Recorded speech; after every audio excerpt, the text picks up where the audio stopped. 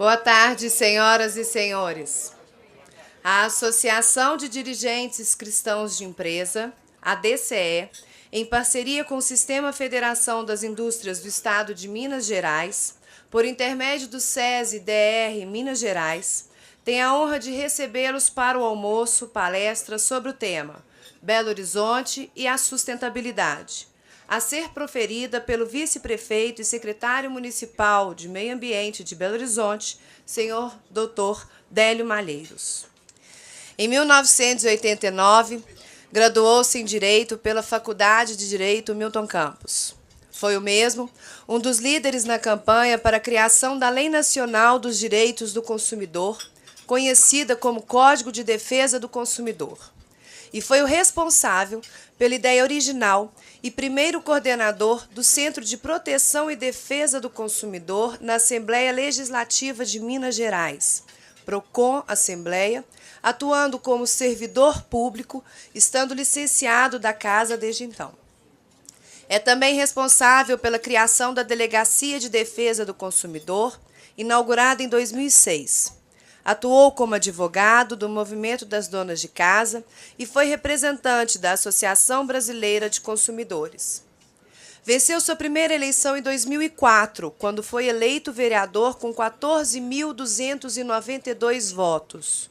Na Câmara Municipal, foi presidente da Comissão de Defesa do Consumidor entre 2005 e 2006. Durante esse tempo, ele teve um importante papel supervisionando as atividades do Executivo Municipal e formulando iniciativas para efetivamente garantir a qualidade de vida da população belo-horizontina.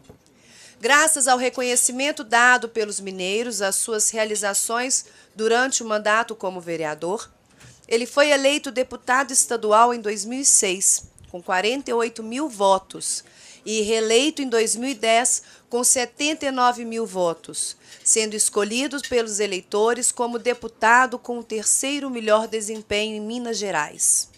Presidiu a Comissão de Defesa do Consumidor e do Contribuinte e foi vice-presidente da Comissão de Administração Pública da Assembleia Legislativa de Minas Gerais. Em 2012, Dr. Délio Malheiros recebeu da Câmara Municipal o título de cidadão honorário de Belo Horizonte. Dr. Délio Malheiros é nosso vice-prefeito e secretário municipal de Meio Ambiente de Belo Horizonte desde 2013, a quem com grande honra convido a subir nesta tribuna. Boa tarde. Boa tarde a todos e a todas. Eu gostaria de calorosamente cumprimentar o presidente da Associação de Dirigentes Cristãos de Empresas, DCE de Minas Gerais, que gentilmente me fez esse convite, o Dr. Sérgio Frade. Gostaria de cumprimentar o padre Márcio Antônio Pacheco, que está aqui também representando a Igreja Católica, a minha querida amiga Maria Elvira, conhecida e companheira de longa data, o meu companheiro, presidente da Revista Ecológica, Irã Firmino, um grande batalhador pela sustentabilidade, um dos expoentes do meio ambiente nesse país. Gostaria de cumprimentar igualmente o presidente do Mercado Comum, o Dr. Carlos Alberto Teixeira, com quem eu tenho uma profunda admiração. Aliás, há 20 e tantos anos atrás, creio que há 25 anos atrás, quando ele lançou o jornal Mercado Comum, eu fui um dos primeiros entrevistados do número 1 do seu jornal naquela época, creio eu, né, doutor Carlos? No ano de 1988. Gostaria de cumprimentar o doutor Luiz Márcio Viana, que é das Relações Internacionais do Sindiestra, que representa aqui o doutor José Fernando Coura. Gostaria de cumprimentar meu companheiro da Prefeitura, o secretário Municipal de Desenvolvimento de Belo Horizonte, doutor Eduardo Bernes. Gostaria de cumprimentar o carmelita, pároco da Igreja Nossa Senhora do Carmo do Sion, Frei Miguel Augusto Coutinho, os demais empresários aqui presentes também, que são esses guerreiros que enfrentam uma terrível burocracia da nossa legislação trabalhista, tributária, e fazem esse país crescer.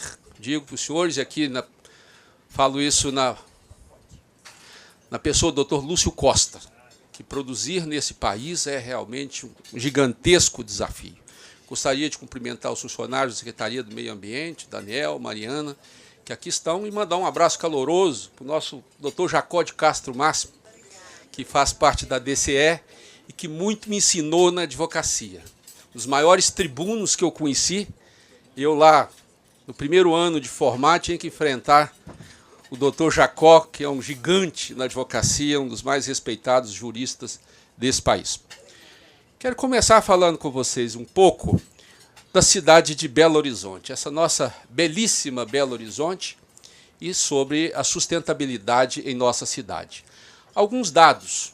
O senhor sabe que a nossa cidade é muito jovem, 117 anos, estamos aí com 2.500.000 habitantes, já fomos a terceira maior capital do Brasil, hoje nós ficamos aí quinto e sexto lugar. Nossa área é 331 quilômetros quadrados que nós ocupamos, e os senhores sabem que Belo Horizonte é uma cidade que está com o território praticamente ocupado. Nós já temos 96% do nosso território ocupado em Belo Horizonte. Daí o nosso desafio, quando a gente precisa trazer um grande empreendimento para Belo Horizonte, onde instalar. Se não for uma indústria de alta tecnologia, que ocupa pouco espaço, nós não temos mais espaço em Belo Horizonte. O nosso IDH 0,84%, per capita R$23.000, e nossa atividade econômica é baseada no comércio e serviço público e indústria. E a construção de uma cidade sustentável é um enorme desafio.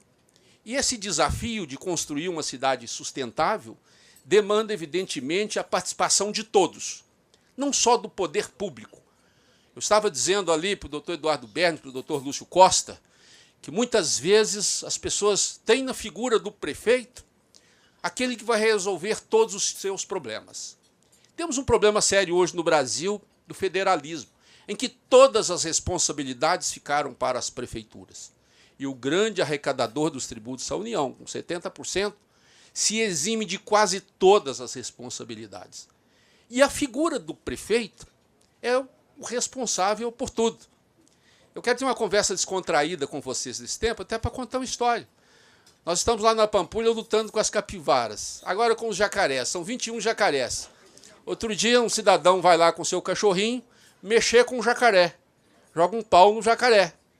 E o jacaré reage porque o cachorrinho pulou para pegar o pau e o jacaré acabou almoçando o cachorrinho do moço. E ele vai com a caixa de pedra jogar uma pedra no jacaré e outra no prefeito todo dia na Pampulha. A culpa é do prefeito. Então, criar uma cidade sustentável envolve o compromisso não só dos administradores, não só dos vereadores, não só dos secretários, aqui muito bem representado pelo doutor Eduardo Berni, mas dos empresários e de toda a sociedade que convive nessa cidade. Portanto, é um compromisso de todos. Belo Horizonte estabeleceu, então, um programa de metas.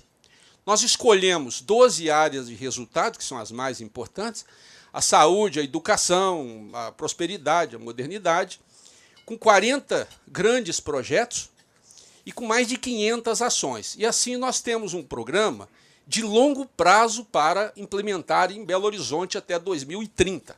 Isso está, aliás, no nosso compromisso quando nós fomos candidatos em 2012. Com enormes dificuldades, a gente vem procurando implementar todas essas medidas, nessas mais de 500 ações, em 1.500 obras nós temos em Belo Horizonte aproximadamente, enfrentando o enorme desafio de uma grande cidade de hoje executar uma obra.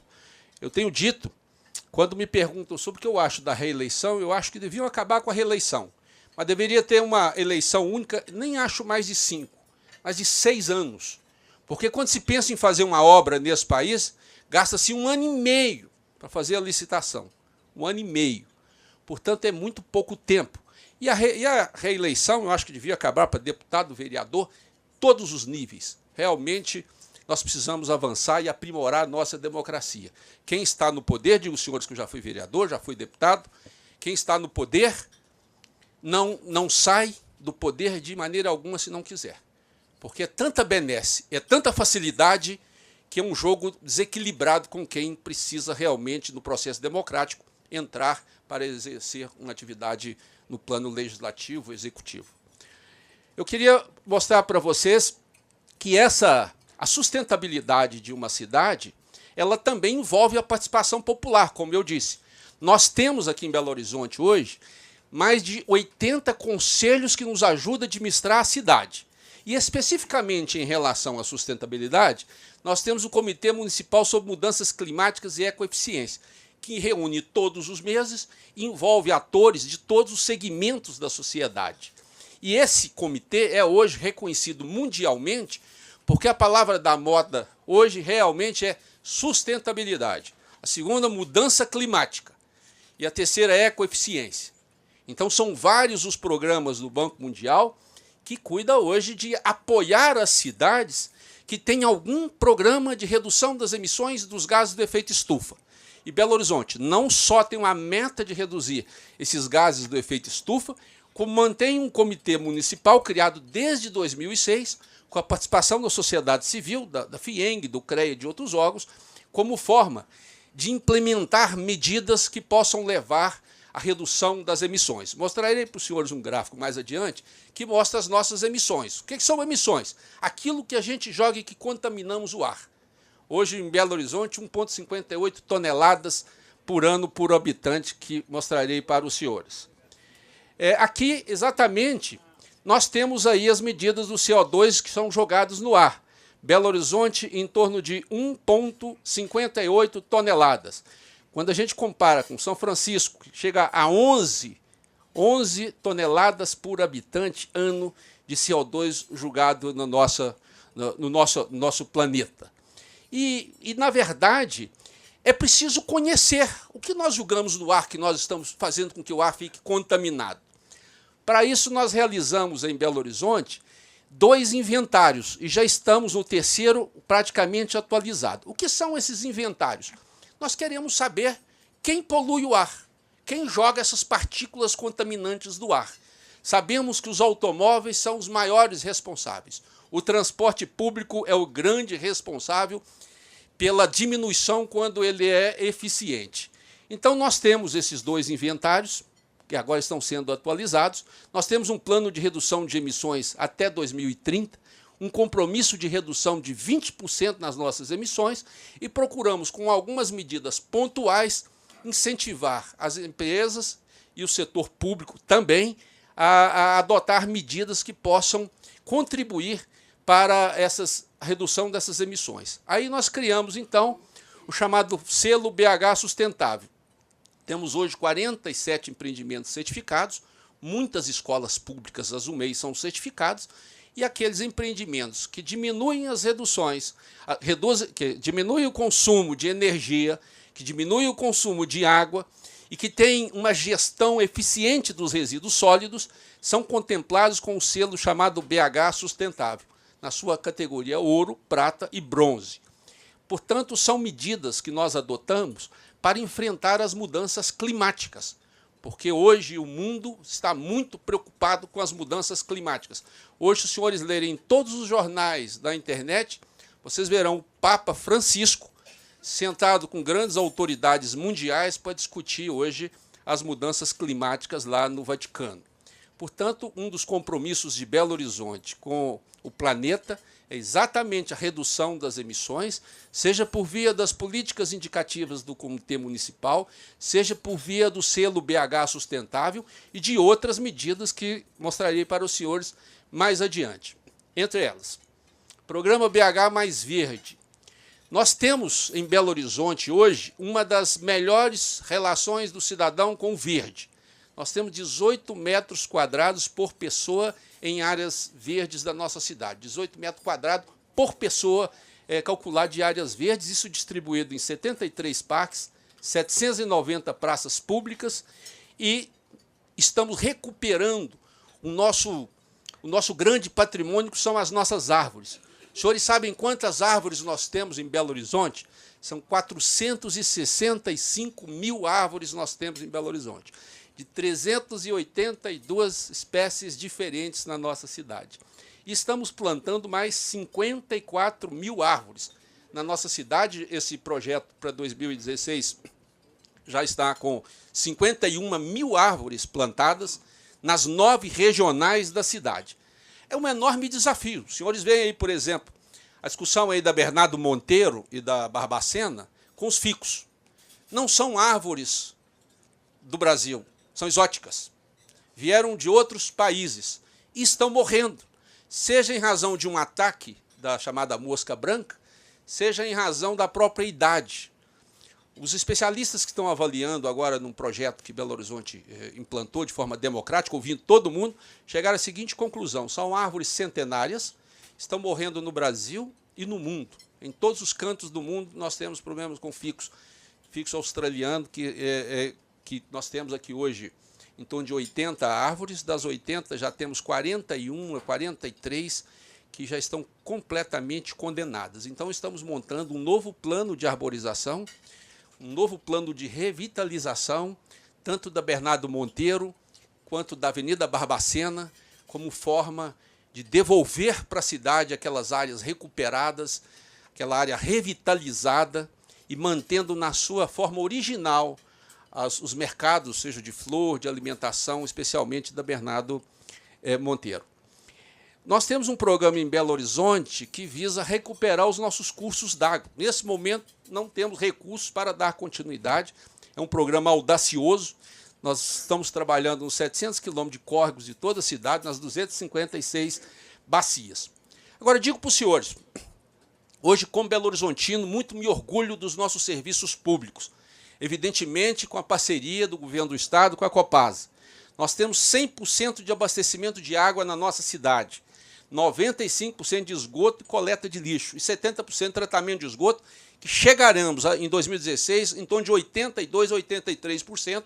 Esperamos que a Pampulha tenha lá atingido o objetivo da Copasa de retirar 95% do esgoto da Copasa, do esgoto que cai na Pampulha. Nós acreditamos que esse índice já esteja em torno de 92%. Precisamos completar esse serviço na Pampulha para começarmos o tratamento da água. Já temos recursos em caixa, 39 milhões, para tão logo a Copasa nos entregue o esgoto retirado, os 95%, a gente comece a tratar a água. E a licitação já foi concluída, falta assinar os contratos, tão logo nós tenhamos condições técnicas de fazer esse trabalho. Maria Elvira, que é uma grande conhecedora da Pampulha, sabe o compromisso da Prefeitura de Belo Horizonte com a Pampulha.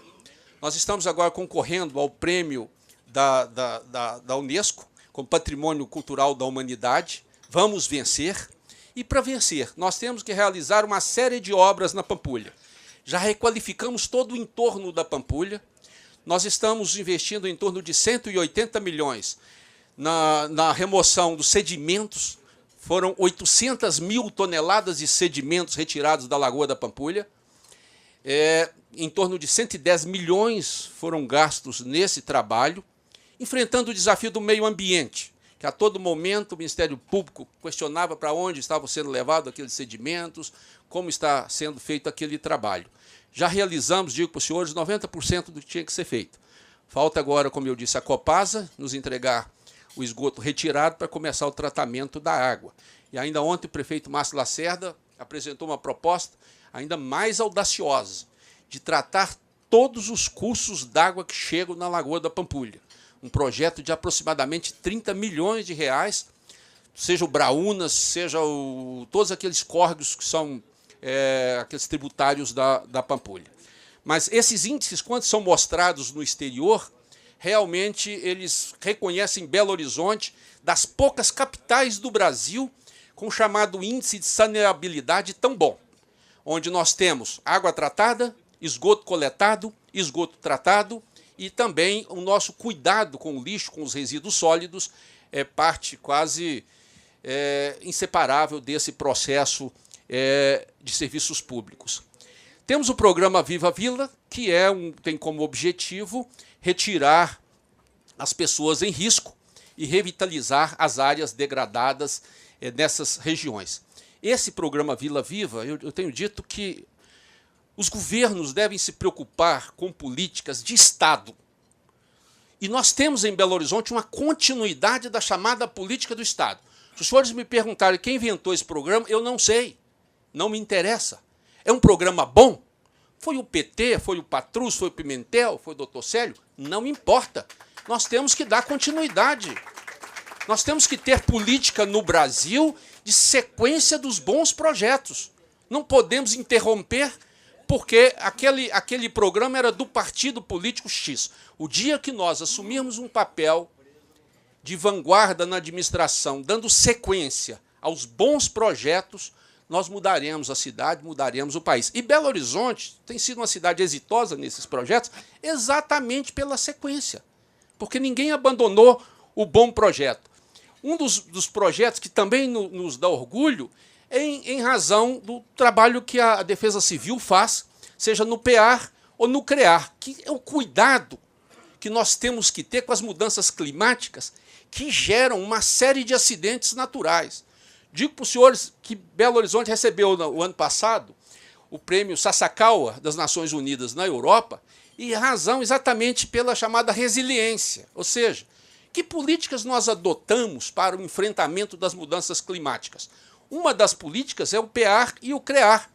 Todas as semanas, entre outubro e abril, nós nos reunimos semanalmente com vários órgãos do município para decidir o que vamos fazer para enfrentar aquela chuva torrencial. Eu recebo, e muito cidadão recebe no seu celular, um aviso dizendo previsão de chuva, 20 milímetros na tarde de hoje. Nós temos aviso nos nossos cursos d'água de maior risco, como Arrudas, em que, quando a água sobe, toca uma sirene. Nós temos um programa no PREAR e no CREAR que, quando começa a chover, instala-se automaticamente uma sala de crise para atender as pessoas nas regionais para socorrê-las em caso de acidentes. Mas, antes disso, avisar que tem risco de desmoronamento. A prefeitura convivia em torno de 3.200 a 3.400 residências em área de risco. Hoje ainda temos 800. Em muitos casos a prefeitura recorre ao poder judiciário, como a Rua Sustenido na Serra, para retirar as pessoas e tem um bolsa aluguel e não permitir que lá elas fiquem. Por isso ganhamos esse prêmio, porque passamos 10 anos sem ter nenhuma morte, felizmente, em razão de acidentes naturais. E aí, às vezes se comete injustiça com o prefeito Márcio Lacerda, que estava dizendo para o secretário, em determinado momento, uma morte que aconteceu foi de um cidadão vendo a avenida enchendo, avisado, com a polícia cercando, ele entra com um carro na avenida e vem a óbito porque o carro foi levado pela chuva. E o prefeito diz, então, realmente nós temos que ser ainda mais babá das pessoas para não acontecer esse tipo de coisa. E, na verdade, a gente precisa, como eu disse, que as pessoas ajudem a prefeitura a administrar a cidade. Porque a gente vê vê a tampa de bueiro entupida e a água sobe. Eu moro ali na Felipe dos Santos com o Olegário Maciel, toda vez que chove, quando eu passo lá, que eu vejo chuva, eu paro o meu carro, vou lá se tem algum plástico e tiro. Porque, inexoravelmente, quando chove, o plástico é carreado para aquela tampa de bueiro ali da Felipe dos Santos com o Olegário Maciel, na porta da pizzarela, o senhor sabe, e entope a rua. Quem julgou o plástico? Eu digo para os senhores, uma tristeza foi quando nós voltamos atrás na tal da sacolinha plástica.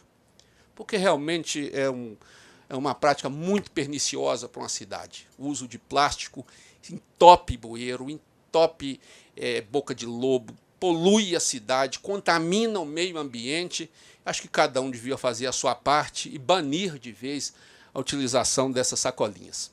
Bom, 98% da nossa eletricidade provém de fontes renováveis.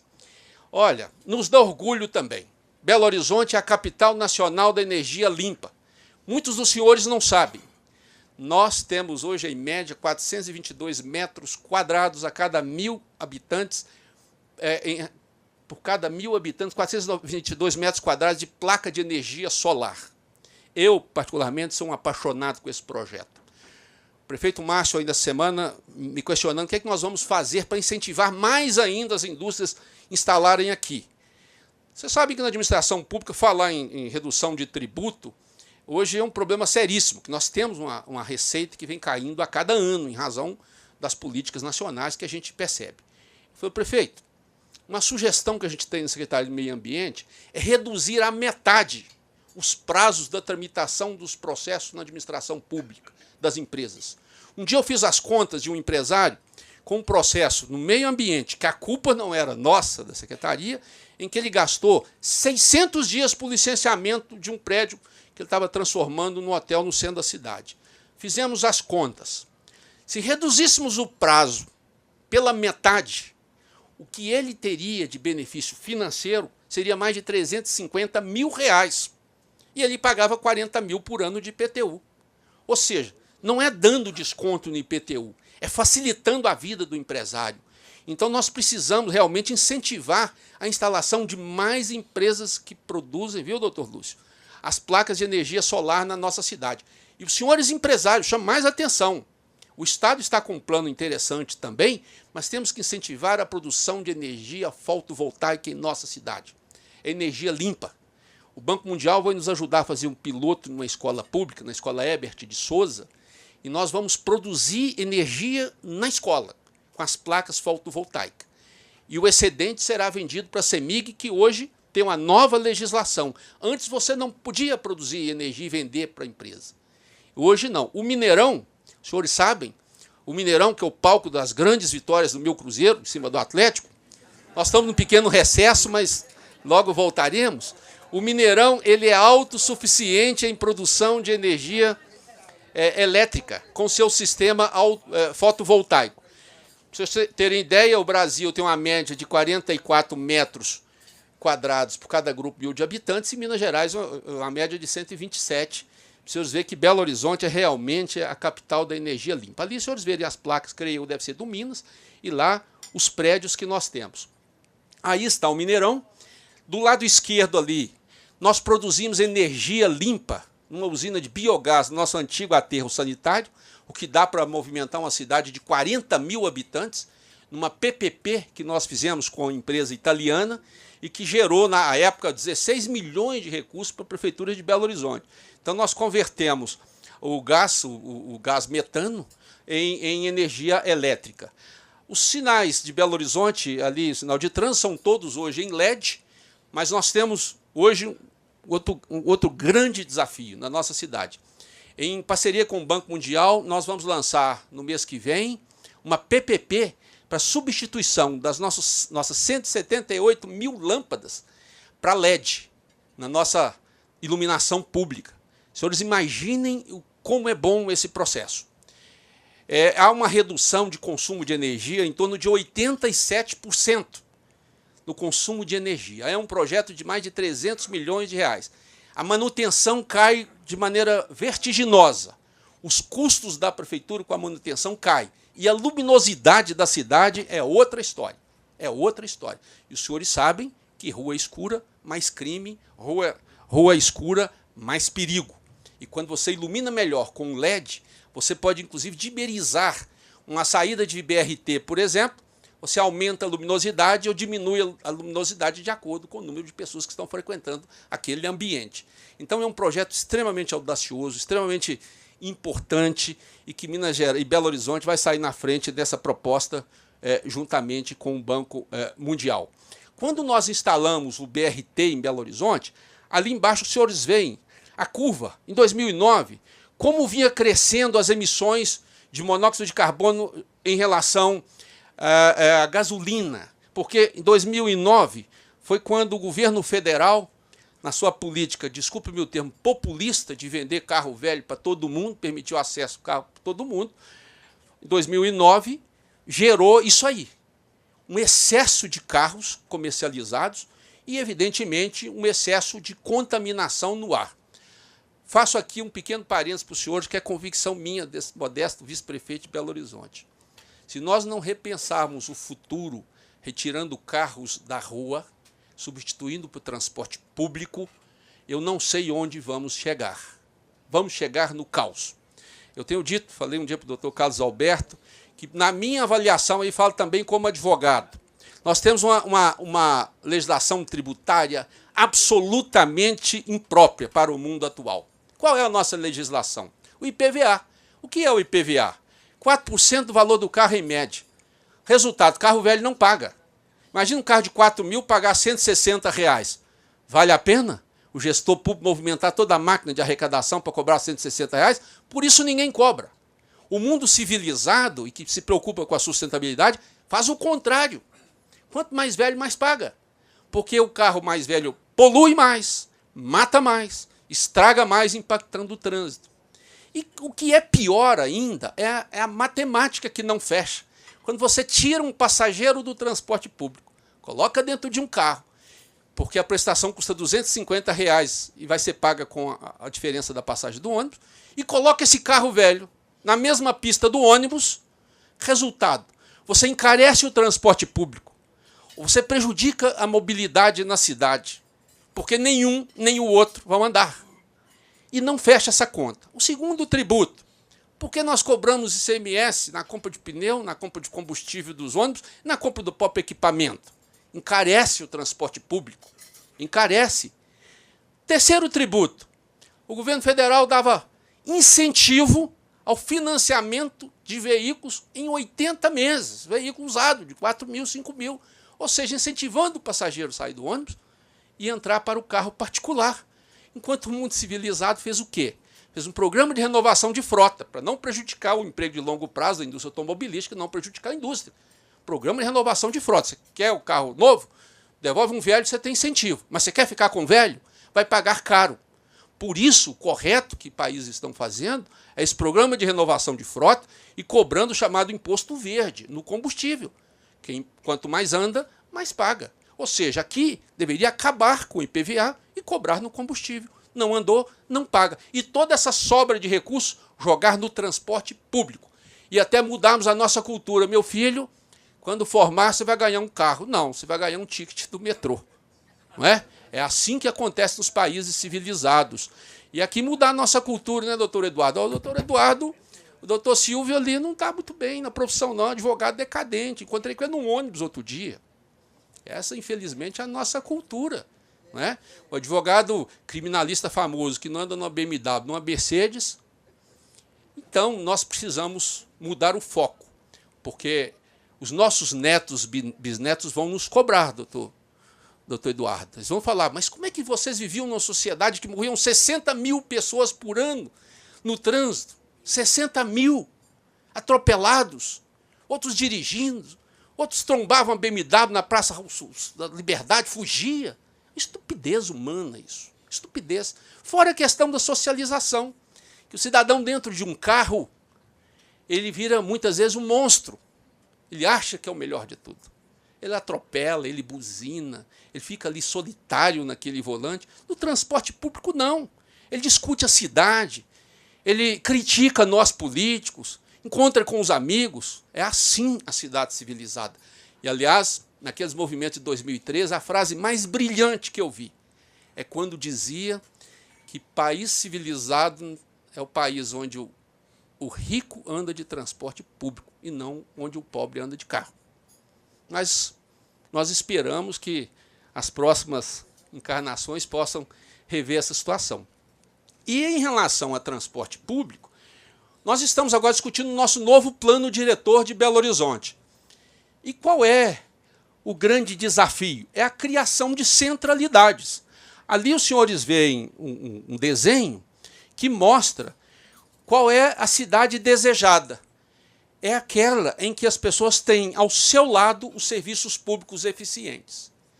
E temos que mudar muito. Digo para os senhores, quando a gente analisa uma pesquisa feita em Belo Horizonte, na Grande BH, sobre origem e destino, 80% das pessoas estão andando de um lado para o outro sem necessidade. Você está indo onde? Estou indo na prefeitura buscar guia no meu IPTU. Para quê? Está indo onde? Eu estou indo buscar o diploma do meu filho na escola. Eu estou indo buscar um resultado do exame médico, resultado do laboratório. 80% ali, você tem que imaginar que não precisava sair de casa. Ou nós, na administração pública, devemos prover de serviços públicos eficientes e próximo dessas pessoas.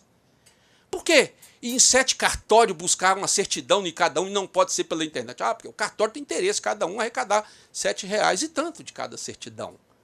Nós, advogados, por que ir no fórum buscar certidão? Por que levar processo no fórum? Processo eletrônico? Por que ir na prefeitura pedir serviço? Hoje já temos lá o 156. Então, até na educação, já está provado que grandes universidades conseguiram altos índices de eficiência no seu ensino à distância, que era um preconceito muito grande antigamente. Hoje, eu digo para os senhores, até na rede pública, nós podemos ter ensino à distância. Quantos jovens que estão ali assistindo uma aula que podiam assistir essa aula em casa? Porque a prefeitura, às vezes, gasta com um MEI, que é um grande projeto nosso. Eu digo, o prefeito Márcio tem um projeto que faz gerar lágrimas nos seus olhos, que são as UMEIs, que já temos aí 104 UMEIs construídas, que atendemos crianças de 3 a 6 anos, e é reconhecido no Brasil inteiro esse programa. Mas quantas pessoas na administração pública poderiam trabalhar em casa? Quantas? Por que o advogado do PROCON tem que ir ao PROCON responder consulta no computador do PROCON e não poderia ser no seu computador com o seu IP cadastrado? Por que sair de casa? Não é? Então, esse é o desafio. É uma cidade descentralizada, com serviços próximos do cidadão em todos os seus quadrantes. E aí, para terminar, o que nós pensamos que é um grande desafio, os grandes desafios, a modernização dos processos de gestão pública, a busca por novas fontes de financiamento, porque nós não temos recursos para prover todos os serviços que desejamos, uma governança metropolitana. Não há como falar em emissões em Belo Horizonte. Nós temos 3 usinas que nós medimos a qualidade do ar, 3 estações. Mas se Contagem emite, polui mais, vai nos afetar. Se Ribeirão das Neves polui mais, vai nos afetar. O que acontece em Contagem com a contaminação do córrego vem para Pampulha. Então temos que pensar uma gestão metropolitana. Nós temos que melhorar a mobilidade urbana investindo pesadamente no transporte público. E aqui eu digo para os senhores, tivemos a infelicidade de ver aquele viaduto caindo, mas eu digo para os senhores, eu, particularmente, fico muito feliz quando uma cidade se livra de um viaduto. Não há nada mais degradante de uma cidade para uma cidade do que um viaduto. Os senhores pensem nas cidades que os senhores conhecem. Pensem naquelas que não têm viadutos, os senhores verão a grande diferença. Viaduto é uma cracolândia que se cria, é uma degradação, é uma área de risco. O Rio de Janeiro, agora derrubando lá aquele minhocão e transformando no chamado Porto Maravilha, é uma beleza. Nós entendemos, eu particularmente, que é injusto gastar 1 bilhão do contribuinte para construir obra para carro. Eu adorei esse projeto de revitalização do centro, em que as pessoas serão privilegiadas, os pedestres. Nós temos que facilitar a vida dos transeuntes, do cidadão que deve ocupar a cidade. Então, quando se pensa em construção de um viaduto, numa trincheira, num minhocão, lembrem lá de... Eu estive em Seul há 20 dias atrás falando exatamente sobre isso. O rio era encaixotado debaixo de um minhocão. Derrubaram o minhocão, destamparam o rio, e o que a gente vê hoje em Seul é um rio de águas cristalinas correndo no centro da cidade e povoada ali por inúmeros peixes. É muito bonito. Então é a evolução da cidade, na minha avaliação, é realmente uma cidade para o cidadão, menos para os carros. E, como eu disse também, e aí passa pelo transporte público, pela valorização do transporte público. E a continuidade de plano de longo prazo sobre as próximas administrações. Ou seja, o que você começou, se for bom para a nossa cidade, vai continuar. Se for ruim, vamos discutir. É preciso que se tenha continuidade nos projetos. É preciso que os projetos sejam políticas de Estado e não política de governo, não política de partido para perpetuar no poder. É preciso continuidade nesses projetos. E Belo Horizonte tem lá alguns casos que nós tomamos como exemplo.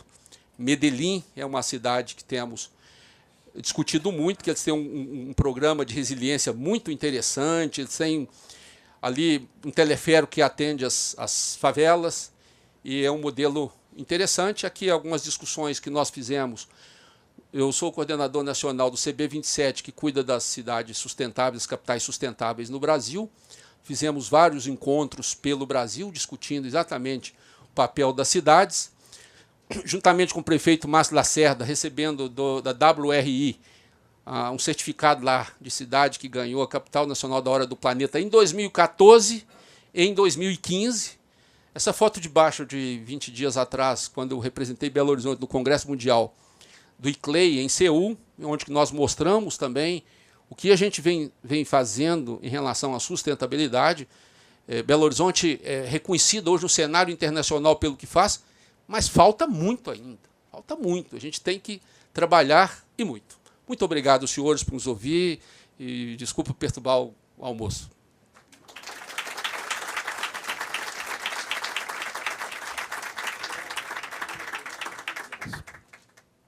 Bom, queria agradecer muito ao Délio por ter nos aceito esse encontro, compartilhar conosco, né, todas as questões de sustentabilidade da cidade de Belo Horizonte.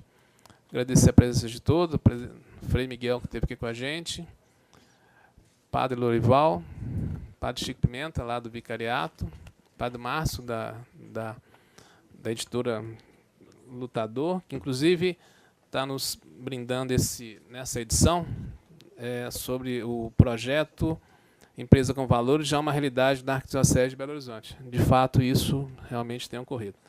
Então, muito obrigado a todos. Maria Flávia. A Associação de Dirigentes Cristãos de Empresa, DCE, em parceria com o Sistema FIENG, por intermédio do SESI DR Minas Gerais, agradece a presença de todos. Uma boa tarde. Obrigada. Muito obrigado.